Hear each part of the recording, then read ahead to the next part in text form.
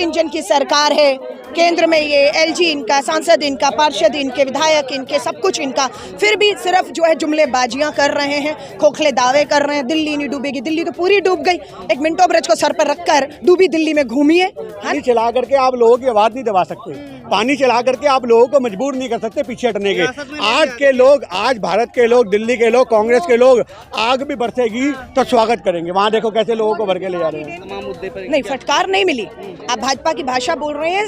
Supreme court ने राहुल जी से कहा है, जो आप कह रहे हैं चीन हमारी सरहदों में पानी, आप तो ऐसा करें टूटियों का पानी चलाएंगे हमारे ऊपर, गंदा पानी है, स्मेल आ रही है आज पूरे शरीर के ऊपर से। हमारे साथ अलका लांबा जी हैं, बात करेंगे। समर्थन क्या, हम तो घर बचाने निकले, हमारा नेता निकल गया है। जैसे पता लगा बुलडोजर चलाया जा रहा है, राहुल गांधी जी पहुंचे जमीन पर, डर गई भाजपा की सरकार। दिल्ली के मुख्यमंत्री को बयान देना पड़ा कि हम बुलडोजर नहीं चलाएंगे। अब बुलडोजर नहीं चलेगा। ये राहुल गांधी जी की जीत है, ये कांग्रेस के कार्यकर्ताओं की, गरीब की जीत है कि झुकती है तानाशाही सत्ता, झुकाने वाला चाहिए, और वो झुकाने वाला निडर नेता, न्याय योद्धा श्री राहुल गांधी। लेकिन अब जिन लोगों के घर चले गए उनका क्या करेंगे? हम दिलवाएंगे, हम लड़ेंगे उनके लिए। हम सत्ता में कांग्रेस नहीं है, लेकिन हम लड़ेंगे, हम न्याय के साथ खड़े हैं। 50,000 मकान शीला दीक्षित जी बनाकर गई हैं, वो मकानों पर उन गरीबों का हक है। बुलडोजर नहीं चलेगा, मकान मिलेंगे हमारे। यमुना की सफाई को लेकर के भी आई हुई थी मुख्यमंत्री। नहीं, खोखले बयानबाजियां, ड्रामे हो रहे हैं। 4 इंजन की सरकार है, केंद्र में ये एलजी इनका, सांसद इनका, पार्षद इनके, विधायक इनके, सब कुछ इनका, फिर भी सिर्फ जो है जुमलेबाजियां कर रहे हैं, खोखले दावे कर रहे हैं। दिल्ली नहीं डूबेगी, दिल्ली तो पूरी डूब गई। एक मिंटो ब्रिज को सर पर रखकर डूबी दिल्ली में घूमिए, है ना। महिलाओं के साथ डबल इंजन की सरकार काम नहीं आ रही है। डबल नहीं है, 4 इंजन की सरकार है, चारों इंजन फेल हो गए, प्लेन क्रैश करने वाला। मंशा क्या है ये जो झुग्गियां उजाड़ रहे थे? मंशा एक ही है, हमारी तो मंशा है कि गरीबों को बेघर नहीं होने देंगे, बेरोजगार नहीं होने देंगे। ये प्रयास राहुल गांधी जी का है। उस लड़ाई को हम सदन में भी लड़ रहे हैं, सड़क पे भी लड़ रहे हैं। राहुल गांधी हम विश्वास मिल रही सुप्रीम कोर्ट से चीन वाले मुद्दे पर, जिस तरीके से, और तमाम मुद्दे पर नहीं, फटकार नहीं मिली। आप भाजपा की भाषा बोल रहे हैं। सुप्रीम कोर्ट ने राहुल जी से कहा है, जो आप कह रहे हैं चीन हमारी सरहदों में घुस गया है, हमारी सीमाओं पे कब्जा कर रहा है, उसके सबूत क्या है? तो उसके सबूत लेह लद्दाख अरुणाचल के भाजपा के सांसदों ने सदन में खड़े होकर सैटेलाइट तस्वीरें पेश की, और उन्होंने कहा है कि चीन हमारी सरहदों में घुसा हुआ है, जिस बात को राहुल जी ने कोट किया है। ये विधानसभा आप लोगों ने घेराव करने के लिए आए हुए थे? नहीं, बिल्कुल हमारा घेराव है, बिल्कुल हम इस लड़ाई को सदन में भी लड़ रहे हैं, हर मोर्चे पर लड़ रहे हैं। बिल्कुल हम जा रहे हैं उस तरफ, सदन की तरफ और संसद की तरफ भी जाएंगे, घेरावों का जा रहे हैं। पुलिस फोर्स लगी है, बैरिकेडिंग लगी है। वो तो पुलिस की तानाशाही है, ये पुलिस दबाव में है कि सत्ता जो है इस लोकतंत्र की आवाज को दबाने के लिए पुलिस का इस्तेमाल कर रही है। वो अपना काम करेंगे, हम अपना। वो कहाँ फर्क पड़ रहा है? आज गरीब आदमी की आवाज को बुलंद करने का काम अगर कोई करता है। नहीं है दिल्ली वालों के पास, बिहार में देखिए पूरे देश के बराबर घर बांटे जा रहे हैं बिहार में। आज की डेट में बिहार में किसको घर मिला वो हमको नहीं पता, पर हमको एक बात जरूर पता है कि दशरथ मांझी का घर अगर किसी ने बनाया तो वो नाम है माननीय राहुल गांधी जी। जिस दशरथ गांधी के ऊपर पहाड़ काट के फिल्में बनाई गई कि देखो एक आदमी ने पहाड़ काट के फिल्में बना दी, उस दशरथ मांझी के ऊपर लोगों ने पैसा तो कमाया पर मकान किसी ने नहीं बनाया। उस गरीब आदमी के परिवार के लिए मकान बनाने का काम अगर किसी ने किया तो वो माननीय श्री राहुल गांधी जी हैं। और आप इस बात को समझो कि कांग्रेस के लोग, आपको पता होगा पहलगाम हमले में भी कितने गरीब लोग मारे गए, उन 30 बच्चों को राहुल गांधी जी ने गोद लिया है कि उनका भरण पोषण और परवरिश मैं करूंगा। अरे ऐसा जब नेता लोग नकारेंगे तो कहाँ जाएंगे? कह रही है कि ये झुग्गी वालों को कांग्रेस ने और आम आदमी पार्टी वालों ने बसाया है वोट बैंक के लिए। अगर आज किसी को बसाया है तो भारत के लोगों को ही तो बसाया है, कोई बाहर से तो नहीं आए। आप उन्हें रोहिंग्या बता देते हो। अरे दिल्ली में रहने वाले 70% जिनके मकान टूटे हैं वो यूपी बिहार से आए गरीब आदमी थे, पूर्वांचल के थे, प्रवासी आदमी थे, जिनको पलायन की वजह से मजबूर होकर के यहाँ पे रोटी कमाने के लिए आना पड़ा, और आज वो लोग यहाँ पे रह रहे थे। अरे आज कांग्रेस ने पलायन रोकने के लिए मनरेगा लेकर के आई कि कम से कम 100 दिन की दिहाड़ी मिलेगी। भाजपा क्या लेकर के आई? आप ये बात बताओ। आज लगातार हमारे देश में गरीबों का दमन हो रहा है। आज यूपी बिहार में काम नहीं है, मजदूरी करने के लिए लोग यहाँ पर आते हैं, और रहने के बाद अगर किराए भरने की औकात नहीं होती आदमी की, गरीब आदमी कहाँ से किराया भरेगा? बीजेपी जो है वो पूर्वांचलियों के खिलाफ काम कर रही है। देखिए वो तो लगातार ही करती है। पूर्वांचली के खिलाफ तो आपने देख लिया होगा, जमुना गंगा इतनी मैली पड़ी हुई है, उनको वहाँ पे छठ पूजा के वक्त आयोजन करने के लिए जो प्रावधान होते हैं वो उपलब्ध नहीं हो पाते। तो आपको समझना पड़ेगा कि गरीबों के हितों में ये सरकार नहीं है। ये सिर्फ और सिर्फ जो है उद्योगपतियों की सरकार है, उनका फायदा पहुंचाती है, उनसे इलेक्शन में फंड लेती है और फिर उस फंडिंग के माध्यम से इवेंट ऑर्गेनाइज करती है और इलेक्शन जीत जाती है। एक्चुअल मायने में मिडिल क्लास आदमी आज इस कदर गरीब हो चुका है कि मिडिल क्लास आदमी के पास अपना भरण पोषण करने का भी सिस्टम नहीं रह गया। इस देश के अंदर अगर कोई गरीब है आज तो वो मिडिल क्लास भी गरीब हो चुका है। तो उस गरीबी के स्तर में जो लोग और अपने आप में दबते जा रहे हैं, उनको उठाने का काम कौन करेगा? वो उठाने वाला जैक है राहुल गांधी जी। एक तरफ आप लोग कह रहे हैं अनाउंस हो रहा है कि आप लोग चले जाइए यहाँ धारा से। 144 लगी है। देखिए, अगर धारा 144 लगी है तो उसके बाद गाड़ियों में डालेंगे लोगों को, गाड़ियों में डाल करके ले जाएंगे, बंद कर देंगे। इससे ज्यादा क्या करेंगे? आज हमारी आवाज दबा करके क्या होगा? आज जन जन से लोगों की आवाज निकल रही है, हर झुग्गी वालों की आवाज मजबूत हो रही है। आज उन लोगों को कहां तक दबाओगे? लोगों को दबाना कहां तक जायज है? आप ये बात बताइए। वाटर कैनन चल गया, पानी कैसा? पानी तो हमारे ऊपर भी डला, पानी बहुत मीठा था पानी।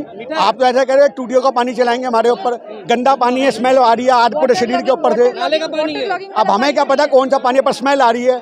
अभी तक नीचे से आवाज आ रही है, पूरा छिट्टे गिरे हैं, घर जाकर के नहाना पड़ेगा। गंदा पानी भर के पता नहीं कहाँ से ले आए हैं। हम क्या कह सकते हैं इस बारे में? पानी है वही तो नहीं है दिल्ली भर में। देखिए, मैं आपसे कहना चाह रहा हूँ कि आज जो जगह जगह पानी बंद हो रहा है, उनको सीवर के माध्यम से खींच लिया हो तो कोई बड़ी बात नहीं है। आप जो बात बोल रही हैं वो बिल्कुल जायज है, हम उस चीज़ को मानते हैं कि ऐसा हो सकता है कि गंदा पानी भर के लाया गया हो। पर आज एक बात समझनी पड़ेगी, पानी गंदा हो या अच्छा हो, पानी चला करके आप लोगों की आवाज़ नहीं दबा सकते। पानी चला करके आप लोगों को मजबूर नहीं कर सकते पीछे हटने के। आज के लोग, आज भारत के लोग, दिल्ली के लोग, कांग्रेस के लोग, आग भी बरसेगी तो स्वागत करेंगे। वहाँ देखो कैसे लोगों को भर के ले जा रहे हैं। डिटेन करके पुलिस ले जा रही है लोगों को, जो तमाम लोग यहाँ प्रदर्शन कर रहे थे। एक तरफ आप लोग यहाँ पे आम आदमी के लिए झुग्गियों की बस्तियों की बात कर रहे हैं, वहीं दूसरी तरफ बीजेपी की जो राजनीति है लगातार, उसके तहत प्रज्ञा सिंह ठाकुर बयान दे रही है कि जो आतंकवाद होता है उसका रंग होता है, बिल्कुल होता है, हरा रंग होता है। और देखिए, आज की डेट में प्रज्ञा ठाकुर जी आज जब बाहर आ चुकी है ना, जब मालेगांव मामला खत्म हो गया कोर्ट के द्वारा, तो आज उनकी आवाज ये निकल रही है। आज से पहले तो उनकी आवाज नहीं निकली, जब तक खुद माथे पे टैग लिए घूम रही थी।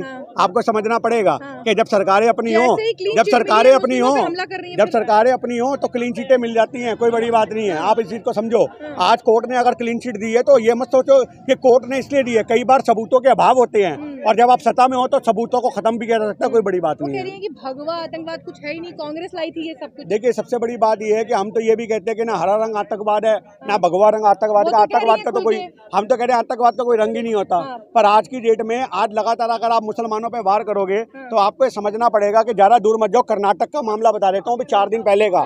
कर्नाटक के अंदर पानी के अंदर श्री राम सेना के अध्यक्ष, आप समझो, सागर पाटिल ने अपने 2 दोस्तों के साथ पानी में जहर मिलवा दिया ताकि जो वहाँ का मुस्लिम टीचर है उसको फंसाया जाए। तो जब आप ये देखो कि मुसलमानों को अगर फंसाने के लिए किसी भी तरीके से आप ये चीज देखो कि क्या एक नैरेटिव रटा जा रहा है कि आज श्री राम सेना के जो अध्यक्ष हैं, उनके अध्यक्ष ने पानी के अंदर जहर मिलवा दिया, 11 बच्चे अस्पताल में भर्ती हैं। तो आप ये बात बताओ, अब वो श्री राम सेना के जो अध्यक्ष हैं उनको आप किस नजर से देखोगे? आतंकवाद की नजर से देखोगे, हत्यारे की नजर से देखोगे, मर्डरर हैं? क्या है वो? एक मुसलमान टीचर को फंसाने के लिए पानी में जहर मिला करके अपनी नस्लों को, और जो 11 बच्चे वहाँ पे जिंदगी और मौत की लड़ाई लड़ रहे हैं, वो सारे हिंदुओं के बच्चे हैं। अब आप क्या कहोगे? मतलब अपनी फसल को डसने वाले अगर ये लोग हैं तो क्या इनको आतंकवाद की श्रेणी में रखोगे? ठाकुर ये भी कहती हैं कि जो कांग्रेस है वो मुसलमानों को खुश करने के लिए हिंदुओं पे अत्याचार बर्दाश्त कर लेती है। देखिए, सबसे बड़ी बात ये है कि आज यहाँ पे 70% झुग्गियां जो टूटी दिल्ली में वो हिंदुओं की है, अगर आप इनको धर्म के आधार से देख रहे हो। अच्छा। और आज उन्हीं हिंदुओं की लड़ाई हम लड़ रहे हैं, और भाजपा उन हिंदुओं को तोड़ने का काम कर रही है, उनके घरों को तोड़ने का काम कर रही है। ये प्रज्ञा सिंह ठाकुर को समझना पड़ेगा कि आज कांग्रेस जो है वो देश की पार्टी है, जनहित की पार्टी है, हर वर्ग की पार्टी है, हर समाज की पार्टी है, किसी एक धर्म की पार्टी नहीं है। आज भाजपा एक धर्म की पार्टी जरूर है जो लगातार धर्म के मुद्दे उठा करके लोगों को बलगाने का काम करती है, लोगों को भड़काने का काम करती है। पर आज जनता की आवाज उठाने वाला अगर कोई भारत में है तो वो एक ही नाम है, माननीय श्री राहुल गांधी जी। और हम सब उनके सिपाही हैं। हम अपने सारे नेताओं के साथ एकजुट होकर के हर उस लड़ाई में अपना हिस्सा देंगे जिसके लिए राहुल गांधी जी हमें कहते हैं। उनका ये भी कहना है कि जिस तरीके से कपड़े उतरवा के पहलगाम में लोगों का धर्म देख के उन्हें मारा गया, इससे साफ पता चलता है कि जो आतंकवाद है उसका धर्म होता है। देखिए, सबसे बड़ी बात यह है कि पाकिस्तान के लोगों ने कहो आप अगर धर्म से जोड़ रहे हो तो पाकिस्तान के खुद के लोग भी वहाँ पे जो आज बम्बों का, ब्लास्टों का, जो आतंकवादी घटनाएं होती है उनका शिकार बनते हैं। तो आप मुझे बात बताओ, अगर आप आतंकवाद को धर्म से जोड़ रहे हो तो पाकिस्तान के लोगों के ऊपर तो अटैक ही नहीं होने चाहिए, वो भी तो मुसलमान है। पाकिस्तान में आए दिन बम फटते हैं, आए दिन वहाँ पे स्कूलों के अंदर भी कांड होते हैं। तो आज अगर वहाँ का मुसलमान भी प्रताड़ित है कि क्योंकि इससे आपको सबसे बड़ा सबक मिलेगा कि आतंकवाद का धर्म नहीं होता। क्योंकि देश के मुसलमान, अगर आज पहलगाम हमले में कोई हमला हुआ तो आप ये बात बताओ वहां पे मरने वाले मुसलमान नहीं थे क्या? तो आप इसको धर्म से जोड़ो मत। आप भाजपा का जो नैरेटिव है ना उसको पूरा नहीं होने देंगे हम।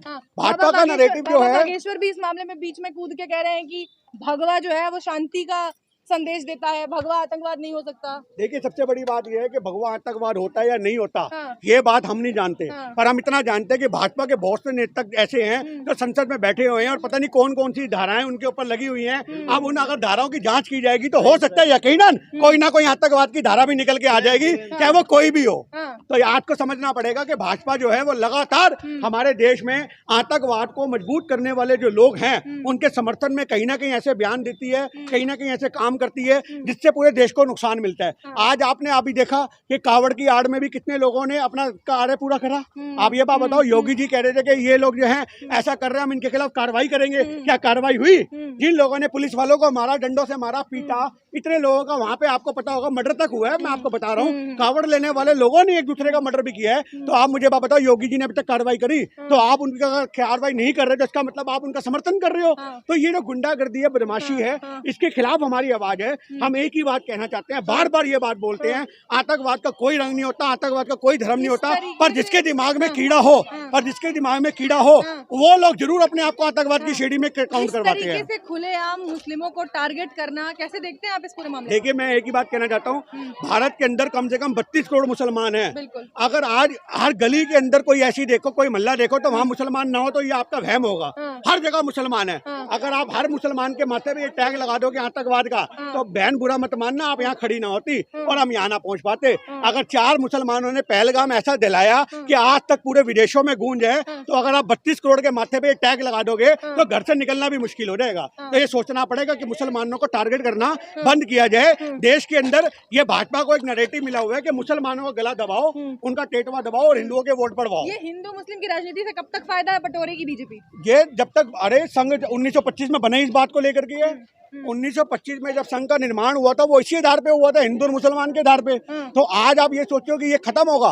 भारत की राजनीति में ये मील का पत्थर है भाजपा के लिए। अच्छा। हिंदू मुसलमान की राजनीति भाजपा के लिए मील का पत्थर है। आप ये छोड़ दो कि वो किसी भी तरीके से खत्म होगा, वो कोई खत्म नहीं होगा। भाजपा के खुद के नेता मुसलमानों के बीच में बैठते हैं और उसके बाद जो कहते हैं कि भैया देखो ये काम हो रहा है और वो काम हो रहा है। जिन मुसलमानों के खिलाफ आप काम कर रहे हो तो अपनी पार्टी से भी उठा के बाहर फेंक दो मुसलमानों को। आप आओ 100% हिंदू तत्व वाली बात पे। अपने यहाँ तो मुसलमानों को बिठाओगे, उनके यहाँ ईद मनाने भी जाओगे। प्रज्ञा सिंह ठाकुर एक तरफ कह रही हैं कि मुसलमान जो है आतंकवाद का धर्म है, और दूसरी तरफ जब मुस्लिम कंट्रीज के हमारे यहाँ उलेमा आते हैं, तमाम शासक आते हैं, तो प्रधानमंत्री मोदी बड़े देखिए सबसे बड़ी बात यह है कि आज प्रधानमंत्री जी बोलते हैं खुद कि मैंने ईद पे मुसलमानों के घर में सेवियां खा खा के बड़ा हुआ हूँ। आज प्रधानमंत्री जी खुद बोलते हैं कि मेरे जो पड़ोसी मुसलमान थे मैं तो उनकी गोद में खेल के बड़ा हुआ हूँ। तो आज मोदी जी से हमारा सवाल है कि आपकी तो एक प्रज्ञा सिंह ठाकुर जो पूर्व सांसद रह चुकी हैं, आज इतनी बड़ी बात बोल रही है कि हर मुसलमान आतंकवादी है। तो क्या मोदी जी ने अपना बचपन आतंकवादियों के बीच में बिताया है? क्या मोदी जी आतंकवादियों के घर में जाकर के मिठाइयाँ खाते थे? क्या मोदी जी आतंकवादियों के घर में जाकर के अपना जो व्रत होता है उनके साथ मनाने का, ईद का जो भी कार्यक्रम होता है, सेवियां खाने का, वो खाते थे? तो ये समझना पड़ेगा क्यों हमारे देश के अंदर ऐसे मुद्दे। और आज प्रज्ञा सिंह ठाकुर जो हैं वो लाइमलाइट में आना चाहती हैं, इससे ज्यादा कुछ नहीं है। उन्होंने एक नैरेटिव सेट किया कि आज उनके ऊपर जो टैग था वो टैग को कोर्ट ने क्लीन चिट दी है। हम कोर्ट के फैसले का स्वागत करते हैं, पर एक बार फिर बोलेंगे कि कोर्ट में कई बार सबूतों का अभाव होता है और सबूतों के अभाव में भी हमें क्लीन चिट देनी पड़ती है। जब मामले 12-12, 15-15 साल चल जाएंगे तो कितने गवाह तो ऐसे होंगे जो मर जाएंगे, खप जाएंगे, कुछ भाग जाएंगे, कुछ डर जाएंगे। तो आप ये नहीं कह सकते कि क्लीन चिट मिलने का मतलब है कि उनके खिलाफ कोई मुकदमा नहीं था। चलिए बहुत बहुत शुक्रिया। खबरों में बने रहने के लिए फोरम 4 को सब्सक्राइब करें और नोटिफिकेशन पाने के लिए बेल आइकन दबाएं।